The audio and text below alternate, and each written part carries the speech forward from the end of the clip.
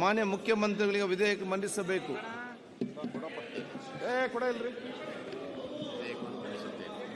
ಮಾನ್ಯ ಅಧ್ಯಕ್ಷರ ವಿಧೇಯಕವನ್ನು ಮಂಡಿಸುತ್ತೇನೆ. ವಿಧೇಯಕ ಮಂಡಿಸಲಾಗಿದೆ. ಈಗ ನೀವು ನೋಡಿ, ಅಲ್ಲಿ ಪ್ಲೇ ಕಾರ್ಡ್ ತಂದ್ರೆ ಮತ್ತು ನಾನು ನಿಯಮಕ್ಕೆ ಅನುಕೂಲವಾಗಿ ನಾನು ಕ್ರಮ ತಗೊಳ್ಬೇಕಾಗ್ತದೆ. ಮಾನ್ಯ ಅಧ್ಯಕ್ಷರೇ, 2024ನೇ ಸಾಲಿನ ಕರ್ನಾಟಕ ಧನ ವಿನಿಯೋಗ ವಿಧೇಯಕವನ್ನು ಪರ್ಯಾಲೋಚಿಸಬೇಕೆಂದು ಸೂಚಿಸುತ್ತೇನೆ. ಈಗಾಗಲೇ 8,573 ಕೋಟಿ 72 ಲಕ್ಷಕ್ಕೆ ಈ ಪೂರಕ ಅಂದಾಜುಗಳನ್ನು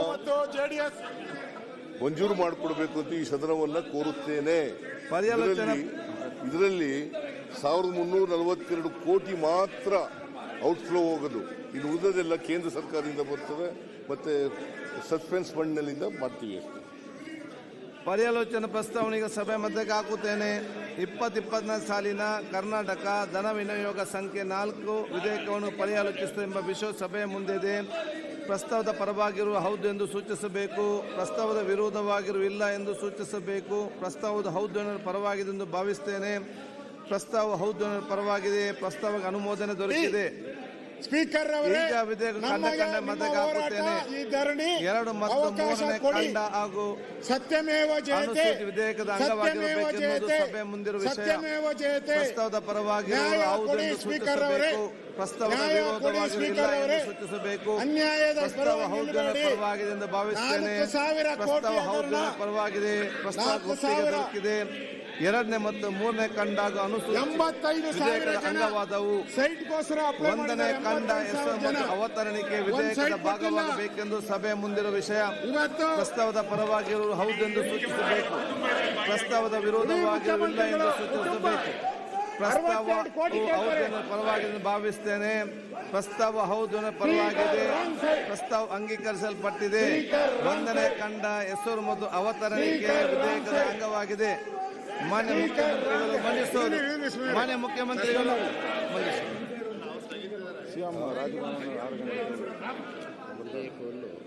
ವಿಧೇಯಕವನ್ನು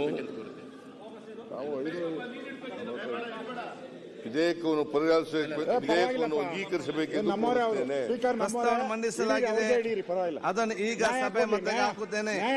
2020 ಸಾಲಿನ ಕರ್ನಾಟಕ ಧನ ವಿನಿಯೋಗ ಸಂಖ್ಯೆ 2 ವಿಧೇಯಕವನ್ನು ಈ ಸಭೆಯು ಅಂಗೀಕರಿಸಬೇಕು. ಪ್ರಸ್ತಾವದ ಪರವಾಗಿರುವವರು ಹೌದು ಎಂದು ಸೂಚಿಸಬೇಕು. ಪ್ರಸ್ತಾವದ ವಿರೋಧವಾಗಿರುವವರು ಇಲ್ಲ ಎಂದು ಸೂಚಿಸಬೇಕು. ಪ್ರಸ್ತಾವ ಹೌದು ಪರವಾಗಿದೆ ಎಂದು ಭಾವಿಸುತ್ತೇನೆ.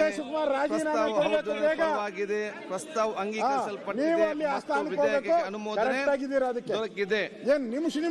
ಈಗ ನೀವು ಮೊದಲು ನೀವು ಅಲ್ಲಿ ಕೂತ್ಕೊಂಡು ಅಲ್ಲಿ ಅವರು ಆರೋಪ ಮಾಡ್ತೀವಿ, ಅಲ್ಲಿ ಅವರು ಕೂತ್ಕೊಂಡು ನಿಮ್ಮನ್ನು ಆರೋಪ ಮಾಡ್ತಾರೆ, ಆ ಕಡೆಗೆ ಆರೋಪ ಮಾಡಿ ಇಬ್ಬರು ಸೇರಿ ನನ್ನ ಮೇಲೆ ಆರೋಪ ಮಾಡಲಿಕ್ಕೆ ನಾವು ಪ್ರಾರಂಭ ಮಾಡಿದ್ದೀವಿ. ಬಿಲ್ಲಲ್ಲೆಲ್ಲ ಭಾಗವಹಿಸಬೇಕಂತ ನಾನು ಕೇಳಿಕೆ ಭಾಗವಹಿಸಲಿಲ್ಲ ನೋಡಿ. ಯಾಕೆಂತ ಹೇಳಿದ್ರೆ ಮತ್ತೆ ಅಧಿವೇಶನ ಸಿಕ್ಕುದಿಲ್ಲ. ಜನರ ಪರವಾಗಿ ಮಾತಾಡಲಿಕ್ಕೆ ಇವತ್ತು ಬಹಳಷ್ಟು ಸಮಯ ಅವಕಾಶ ಚರ್ಚೆ ಮಾಡಿ 1 ವರ್ಷ 2 ವರ್ಷ ಹಿಂದೆ ಇಚ್ಛೆ ಇಟ್ಟುಕೊಂಡು ನೀವು ಕೊಟ್ಟ ಆ ಸೈಟ್ ನ ಬಗ್ಗೆ ನೀವೇ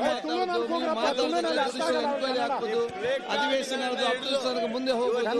ಈಗ ನಮಗೆ ಬಿಲ್ ಪಾಸ್ ರೂಪಾಯಿ ಉಂಟಾ? ನಾನು ಬಿಲ್ ಪಾಸ್ ಮಾಡ್ಬೇಕಲ್ಲ. 2 ದಿವಸ ಈ ಬಿಲ್ಗಳು ಇಲ್ಲಿ ಪಾಸ್ ಆಗಿ ವಿಧಾನ ಪರಿಷತ್ ಸಭೆಗೆ ಹೋಗಿ ವಿಧಾನ ಪರಿಷತ್ದಲ್ಲಿ ಪಾಸ್ ಆಗಿ ಮತ್ತೆ ಇಲ್ಲಿ ಬಂದು ಮತ್ತೆ ಗವರ್ನರ್ ಆಫೀಸ್ ಹೋಗ್ಬೇಕು. ನನ್ನ ಕೆಲಸ ಮಾಡ್ಬೇಕಲ್ಲ. ನಾವು ನೀವೇ ಇದ್ದಾಗ ಹೇಗಾಗ್ತದೆ?